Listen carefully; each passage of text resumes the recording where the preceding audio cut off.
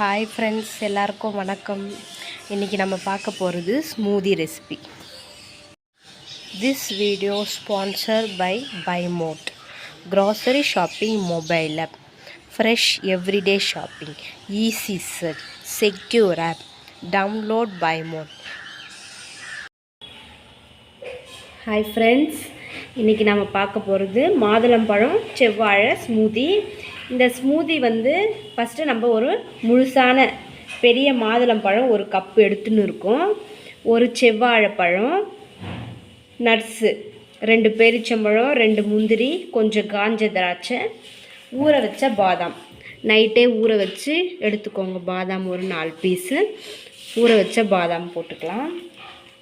நம்ம இந்த ஸ்மூதி சாப்பிட்றதுனால 4 ஹவர்ஸ்க்கு இப்போ காலையில் பிரேக்ஃபாஸ்ட்டாக இந்த ஸ்மூதி எடுத்துக்கலாம்.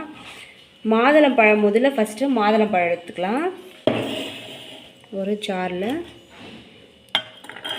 மாதுளம்பழம் போட்டுக்கலாம். நெக்ஸ்ட்டு செவ்வாழைப்பழம்,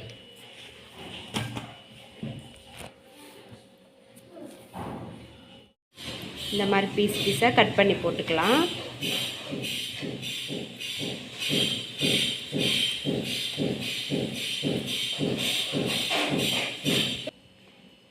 ஊற வச்ச உரிச்ச பாதாம் ஒரு 4 பீஸ் போட்டுக்கலாம். நெக்ஸ்ட்டு பேரிச்சம்பழம், 2 பேரிச்சம்பழம்,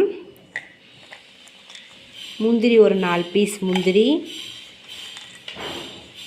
காஞ்ச திராட்சை எல்லாம் போட்டு நம்ம இப்போ மிக்சியில் அரைச்சி எடுத்து வந்துக்கலாம். இதில் கொஞ்சம் பால் ஊற்றிக்கலாம். இப்போது நம்ம மிக்சியில் போட்டு அரைச்சி எடுத்துக்கலாம். அந்த ஸ்மூதியை அரைச்சி எடுத்துகிட்டு வந்த இந்த ஸ்மூதியை ஒரு கிளாஸில் சர்வ் பண்ணிக்கலாம்.